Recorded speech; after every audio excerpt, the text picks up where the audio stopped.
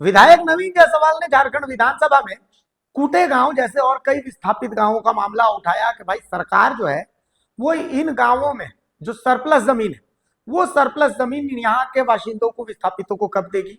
लगभग 393 से लेकर 400 घर यहाँ पर बनाए जा चुके हैं। वो घर यहाँ के विस्थापितों को कब हैंड ओवर किया जाएगा। मंत्री सुदीप कुमार सोनू खड़े हुए, उन्होंने कहा कि भाई यहाँ पर जो सर्वे वर्क करवाया गया कलकत्ता के एक प्राइवेट एजेंसी से करवाया गया।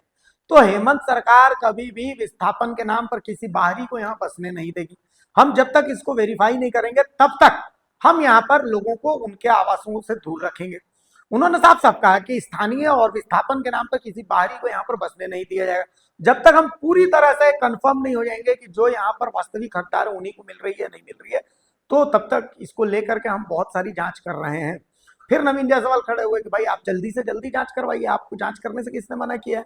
सुदीव्य सोनू फिर से खड़े हुए, उन्होंने कहा कि नहीं ये चल रहा है, आपने पिछले सत्र में भी ये सवाल उठाया था, इस सत्र में भी उठा रहे हैं, तो हम कोशिश करेंगे कि अगले सत्र में आप ये सवाल ना उठाएं, क्योंकि राजेश कच्छप वगैरह जो विधायक हैं यहाँ के उन्होंने भी इन सब सवालों को कई बार उठाया है। तो उन्होंने कहा कि हमारी कोशिश रहेगी कि अगले सत्र में ये सवाल ना आए। आपको ये बहस देखनी चाहिए। मैं फिर से एक बार पढ़ देता हूँ। नहीं, आपका ये प्रश्न करीब करीब आ गया है, इसलिए आप मैं जहाँ पर रुका था ना, जहाँ रुका था वहीं से शुरू करें। आपका थोड़ा संरक्षण आज चाहिए था। नहीं, संरक्षण है इसलिए चाहिए कि यही विधानसभा जिसमें आप बैठे हैं माननीय वही रैयत। माननीय सदस्य, मेरा भी दिली इच्छा है कि अभी ध्यानाकर्षण का सूचना करीब करीब हम 8 पृष्ठों के आसपास है, तो हमारा व्यक्तिगत इच्छा है कि इस सूची का जो संख्या है इसको घटाने के लिए, जिसमें कम समय कम डिस्कशन होने की संभावना है, समाधान निकलेगा, बैठ जाएगा तो क्या फायदा है। उस दिन मैंने माननीय मंत्री जी से कहा था कि ये जो विस्थापित गांव है कुटेयानी, मुड़मा, लाबे, तिरिल और हड़सेर, ये सब इनके लिए 400 मकान यहाँ पर बन के तैयार है। मंत्री जी ने कहा था कि पूरक आप इसमें लाते, मतलब लिखे रहते तो मैं जवाब देता। इसमें लाइन में लिखा ही हुआ है विस्थापितों के लिए पुनर्वास योजना के तहत लगभग 400 नए आवास का निर्माण 7-8 वर्षों पूर्व जगन्नाथपुर आनी मौजा में पूरी तरह बनकर तैयार है। और ये बनकर तैयार है 2019 से अध्यक्ष महोदय, आज 26 है। 400 मकान 212 करोड़ रुपए की लागत से पूरा बन के कंप्लीट है। 6 साल हो गए। इन्होंने जो जवाब दिया कि साथी परामर्शी द्वारा उपलब्ध कराई गई विस्थापित परिवारों की सूची की समीक्षा की जा रही है। समीक्षा उपरांत आवास उपलब्ध कराना संप्रति प्रधाधीन है। तो इसका मतलब क्या है अध्यक्ष महोदय, कब से बन के कंप्लीट हुआ है, कितना साल पहले बना और कब देंगे, इतना ही मैं जानना चाहता हूं अध्यक्ष महोदय। माननीय मंत्री जी। अध्यक्ष महोदय, झारखंड के मूल सवालों से जुड़ा एक सवाल है। मैं साथी विधायक नवीन जी की भावना का बड़ा सम्मान करता हूं, लेकिन साथी नवीन जी अगर मेरी जगह रहते तो शायद यही बात वो बोलते जो मैं बोलने जा रहा हूं। मान्यवर, ये शायद पूरे राष्ट्र का, देश का इकलौता दृष्टांत होगा जहां पर विस्थापितों की सत्यापन की प्रक्रिया एक निजी कंपनी या परामर्शी से कराई गई। कलकत्ता की एक निजी परामर्शी company Messrs CS private limited Kolkata एक निजी संस्थान है। बहुत सारी योजनाएं बनी, बहुत सारे विस्थापन हुए, बहुत सारे रिलोकेशन हुए, बहुत को समायोजित किया गया, लेकिन ये पूरे झारखंड में तो बिल्कुल नहीं, शायद देश में भी नहीं होगा कि कोई निजी परामर्शी संस्था से तमाम विस्थापितों का सूचीबद्ध करा लिया गया। मान्यवर, उसी सूचीबद्ध 393 लोगों की सूची लेकर माननीय विधायक जी ने तत्कालीन सरकार से आरएनआर पॉलिसी के तहत बड़ा ल्यूक्रेटिव पैकेज उनके लिए किया। ये भी उचित है, हम इस पर भी सवाल नहीं खड़ा करते हैं, लेकिन मूल रूप से सवाल ये खड़ा होता है मान्यवर कि जिस परामर्शी संस्था को कोई कानूनी जवाबदेही नहीं है, क्या उसके तथ्यों की समीक्षा नहीं की जानी चाहिए? किसी अगर निजी संस्था को सरकार के इतने महत्वपूर्ण काम दे दिए जाएं तो उसकी गुणवत्ता की समीक्षा तो करनी पड़ेगी। तो मान्यवर यही परिस्थिति बनी जो मैंने अपने उत्तर में लिखा है कि परामर्शी द्वारा उपलब्ध कराई गई सूची की समीक्षा के उपरांत इनके पुनर्स्थापन का प्रक्रियाधीन है। अब इसमें माननीय सदस्य को यदि कोई आपत्ति है तो वो उत्तर मांगे, मैं सहर्ष उत्तर दूंगा। कब से कंप्लीट है? नवीन जी पूछ लीजिए। अध्यक्ष महोदय, उत्तर सुन लिया ना? उत्तर तो सुन लिया अध्यक्ष महोदय, उत्तर से क्या लेना देना है? 6 साल हो गया बन के कंप्लीट है। आपको उसमें आपत्ति है तो आपको कौन रोका है कि आप डीसी की अध्यक्षता में एक सरकारी टीम बना के जांच करा के क्रॉस वेरिफिकेशन करके उनको दीजिए। आपकी नीयत में ही नहीं है देना। अगर आपकी नीयत में रहता तो ये बहुत लगेगा 3 महीना 6 महीना। 393 लोगों को उसमें बसाना है जिनका खतियान यहाँ का है, जो उसके वंशावली जो जिसमें आते हैं, जो एडल्ट है, उनको घर देना है। निजी कंपनी गलत है, मैं मान लिया कि वो नहीं कर सकता है, सक्षम है, लेकिन आप तो सरकार हैं, आप तो मंत्री हैं। 6 साल में वो खंडर हो रहा है अध्यक्ष महोदय। दूसरा मेरा ये मामला है कि मंत्री जी हमको ये बताएं कि आप अपने जिस पर आपको विश्वास है कि मेरे डीसी, कमिश्नर, सेक्रेटरी जिनकी अध्यक्षता में टीम बनाना है आप टीम बना दें। समय सीमा लगाएं कि मैं इतने महीने के अंदर इसको समीक्षा करा लूंगा, क्रॉस वेरिफिकेशन करा लूंगा, उनको आवास में शिफ्ट करा दूंगा। पॉइंट नंबर 1 अध्यक्ष महोदय।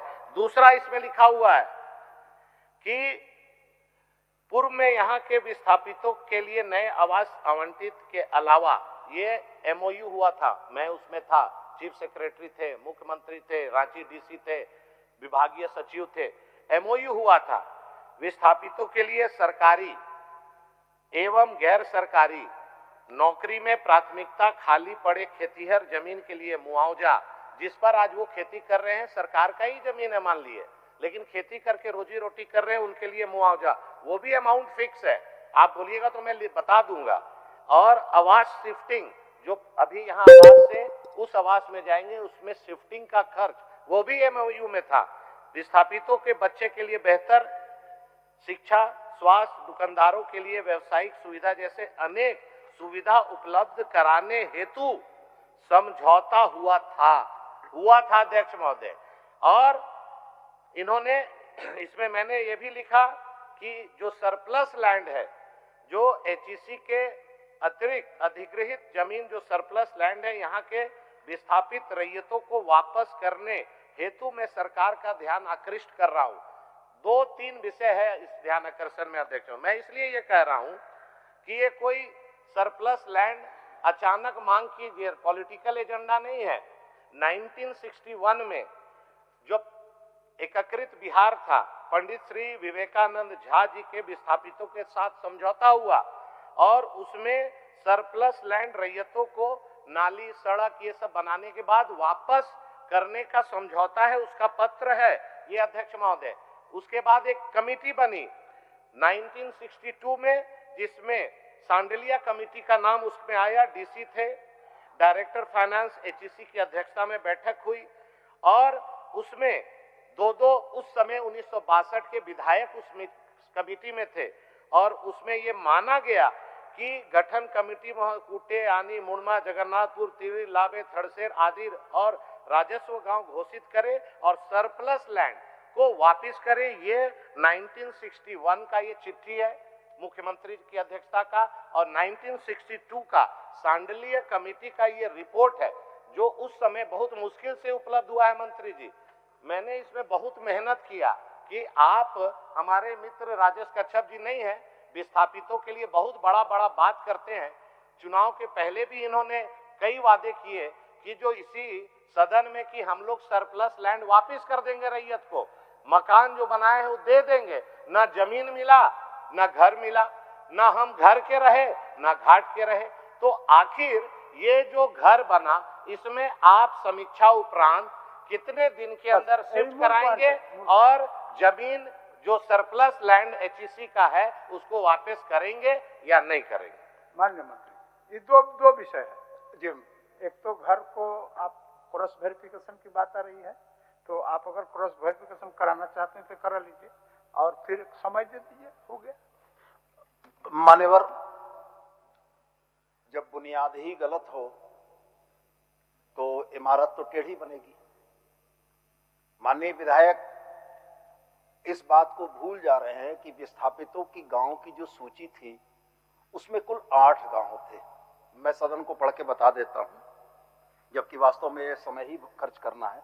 मोड़मा, आनी, कुटे, भुसुर, जगन्नाथपुर, कल्याणपुर, लाबेद और तिरिल।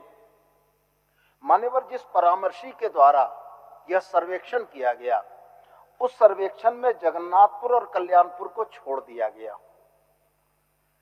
अब जब परामर्शी के सर्वे की हम लोगों ने जांच कराई तो यह पता लगा कि लैंड एक्विजिशन के टाइम में जो पंचाट बना था उससे पंचाट से उन विस्थापितों की सूची मेल नहीं खाती है। मैं माननीय सदस्य की भावना से, झारखंड की इस भावना से बिल्कुल सहमत हूं कि विस्थापितों को उसका अधिकार मिलना चाहिए, लेकिन मैं भी इस बात के लिए स्पष्ट कहता हूं कि विस्थापितों के नाम पर अगर बाहरी लोग आकर यहां बस के जमीन लेना चाहते हैं तो हेमंत सोरेन की सरकार कतई जमीन देने को तैयार नहीं। मान्यवर, जिसका पंचाट में नाम नहीं, मूल रैयत से कोई संबंध नहीं, वैसे 108 लोगों का नाम मौजूद है। अब उन 108 लोगों को देने का मतलब है कि झारखंड की आत्मा के साथ हम अन्याय करने जा रहे हैं। सबसे महत्वपूर्ण विषय यह है मान्यवर, और हमने बहुत स्पष्ट अपने उत्तर में दिया उनको कि यह प्रक्रियाधीन है। और वास्तव में बात यह है मान्यवर कि 2 लाबेद और तिरिल में सर्वे के लिए हमारी टीम गई थी। ग्रामीणों ने विरोध कर दिया। ग्रामीणों ने विरोध कर दिया इसी बात के लेके कि निजी संस्थानों से परामर्शी के माध्यम से जो सूची बनाई थी उस सूची के लिए ग्रामीण बहुत क्षुब्ध थे अंदर से। मान्यवर, परिस्थितियां यह बनी कि हमारी सर्वे टीम को वापस लौटना पड़ा। हम ग्रामीणों में यह विश्वास जगाना चाहते हैं कि उस दौर में 2016 में जिस तरीके से आनन फानन में अपने लोगों को फायदा पहुंचाने के लिए निजी परामर्शी के माध्यम से 393 लोगों की लिस्ट बनाई गई थी, हेमंत सोरेन की सरकार वैसा नहीं करेगी। जो मूल पंचाटी के रैयत हैं, जो विस्थापित हुए हैं, आपकी आरएनआर पॉलिसी और आपके संकल्पों का सम्मान करते हुए हम उनको निश्चित रूप से समायोजन करना चाहेंगे। दूसरा प्रश्न जो इन्होंने किया, 1952 से लेकर 1962 से लेकर तमाम चीजों को इन्होंने माननीय सदस्य ने सदन के पटल पर रखा। मैं ऑनरेबल हाई कोर्ट का एक जजमेंट डिलीवर्ड ऑन 13/11/2009 उसकी पंक्तियां 2 पढ़ देता हूं। मान्यवर अगर चाहेंगे तो आपके माध्यम से ये उनको भिजवा दूंगा। ऑनरेबल हाई कोर्ट कहता है, the acquired land vested absolutely with government, the acquired land can not be resigned और reconveyed to the original owner merely on the basis of the oversight executive order raised by the interventions. Honourable high court ने स्पष्ट कह दिया कि जो जमीन अधिग्रहण हो चुकी है, सरकार के पास है, वो इस किसी एग्जीक्यूटिव ऑर्डर के आधार पर रैयतों को वापस नहीं की जा सकती है। तो मान्यवर, मैं सदन के समक्ष पूरी जवाबदेही से यह बात कहता हूं कि विस्थापितों की 393 वाली सूची में जो वास्तविक विस्थापित हैं, जिनका मूल पंचाटी से कोई संबंध है, हम उनको निश्चित रूप से करेंगे। सरकार की प्रक्रिया है, सवाल जनता का है। जनता आज तक विस्थापितों के पुनर्वासन के सवाल पर ठगी गई है, इसलिए तिरिल और लाबेद में हमारी सर्वे टीम को विरोध झेलना पड़ा। हम जनता को विश्वास में लेकर यथाशीघ्र इस सूची को कंप्लीट करेंगे और जो मूल विस्थापित हैं उन मूल विस्थापितों को सरकार सम्मान देगी। मैं आपके माध्यम से यह घोषणा करता हूं। अध्यक्ष महोदय, मुझे लगता है मंत्री जी थोड़ा डिरेल हो गए, मैं उनको मदद कर रहा हूं। उन्होंने जो 8 गांव का नाम लिया वो सही बात है, लेकिन ये जो घर बना है ये 8 गांव के लिए नहीं बना है।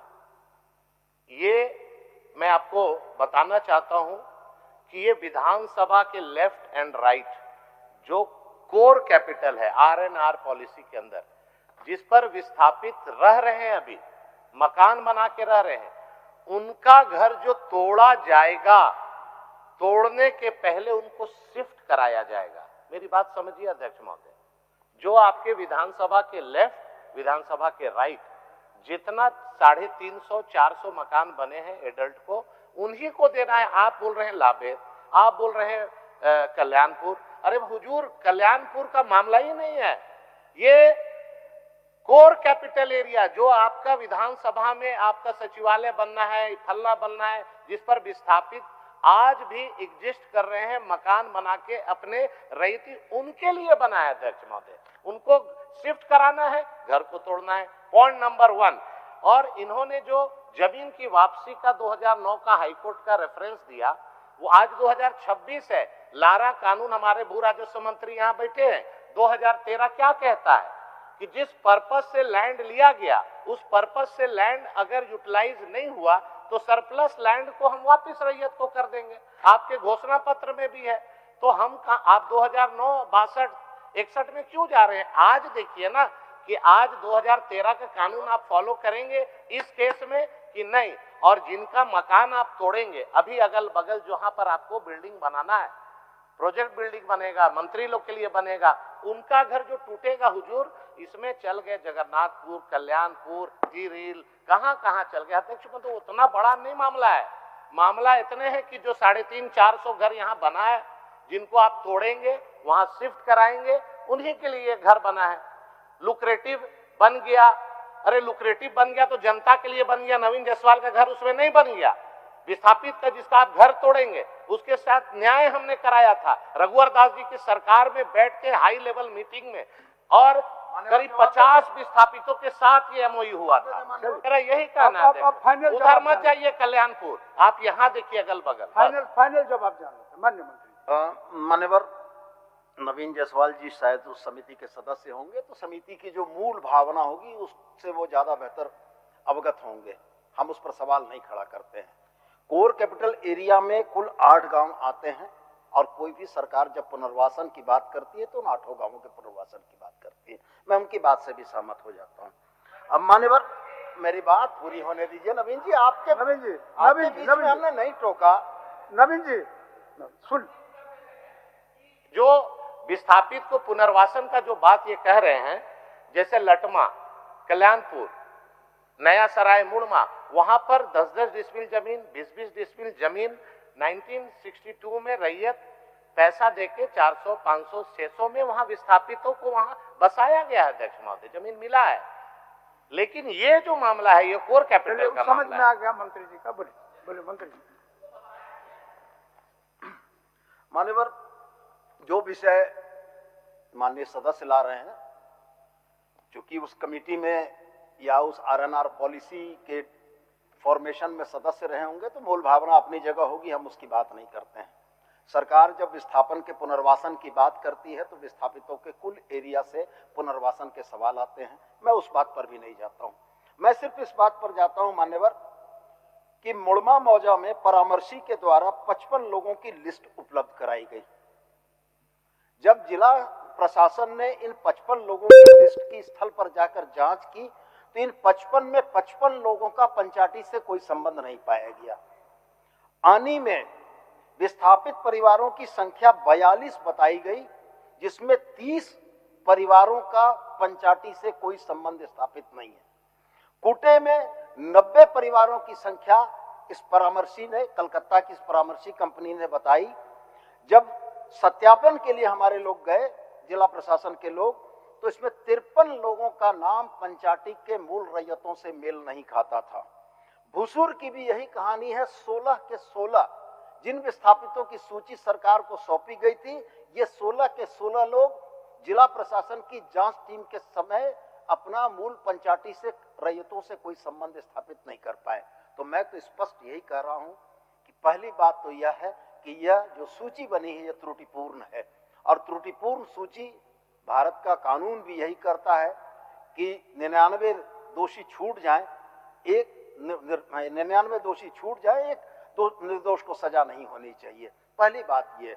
दूसरी बात, जहां ये कह रहे हैं LA एक्ट की, तो मान्यवर आपके माध्यम से इनसे पूछना चाहता हूं कि भूमि अधिग्रहण कानून 2013 क्या रेट्रोस्पेक्टिव इफेक्ट में लागू होता है?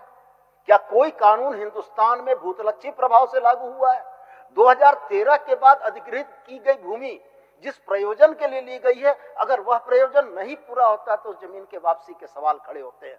1956 में ली गई जमीन के प्रयोजन पूरा न होने की स्थिति में क्या 2013 का लैंड एक्विजिशन एक्ट भूतलक्षी प्रभाव से रेट्रोस्पेक्टिव इफेक्ट से लागू हो सकता है? तो मैं सिर्फ यही कहता हूं कि यह सदन राज्य का सर्वोच्च सदन इस बात की अपेक्षा करता है कि सदन में बोले हुए तथ्य बिल्कुल सटीक हो और भ्रम की स्थिति ना बने। जो वास्तविक स्थिति थी मान्यवर, इस सदन में आसन के समक्ष मैंने रख दिया है। बाकी जैसा आसन का निर्देश होगा ठीक शिरोधार्य है। अध्यक्ष महोदय, सटीक बात मंत्री जी ने कहा, सटीक बात मैं भी जानता हूं, उतना समझदार हूं। एक मिनट विधायक जी, ये यहाँ जो बैठे हैं इन्हीं विस्थापितों का है। इन्होंने ठीक कहा कि एलए 2013, लेकिन 2013 के बाद लगातार अफवाह फैलाया गया कि इनका जमीन वापस होगा। अभी इन्होंने ठीक कहा कि ये जमीन वापस नहीं कर सकते हैं। इससे एक चीज स्पष्ट हो गया कि जो आस में बैठे हुए हैं यहाँ जो विस्थापित कि हमको सरकार जमीन देगी, इसी आस में कि हम जमीन लेंगे, घर में नहीं जाएंगे। अब क्लियर हो गया कि हम जमीन सरकार नहीं देगी, नंबर 1। नंबर 2, एक कमेटी बना दीजिए, मैं सहयोग करूंगा। जो मूल रैयत है, जिनका जमीन है, जिनका घर टूटेगा, उनको मैं कमेटी अध्यक्ष महोदय बना दीजिए और सहयोग करके समाधान निकलना चाहिए। इतना बड़ा प्रश्न है, अगर समाधान इसका ये नहीं निकला और डिबेट केवल रह गया तो हमको लगता है कि हम लोग को विधानसभा आने का कोई मौलिक अधिकार ही नहीं है। मेरा निवेदन हाथ जोड़कर है अध्यक्ष महोदय, एक कमेटी बना दीजिए, मैं मदद करूंगा और उसमें उनको विस्थापित को शिफ्ट करा दिया जाए। माननीय मंत्री जी, अंतिम बोल दीजिए। बस ये फाइनल कंक्लूजन है मान्यवर। विषय 2 है। अब हमारे विद्वान साथी इस विषय को अपने तरीके से ट्विस्ट कर रहे हैं। पहला विषय उनका इस बात का था कि अतिरिक्त अधिग्रहित भूमि को विस्थापितों या रैयतों को वापस करना, उसके लिए लैंड एक्विजिशन पॉलिसी 2013 का हवाला दिया इन्होंने।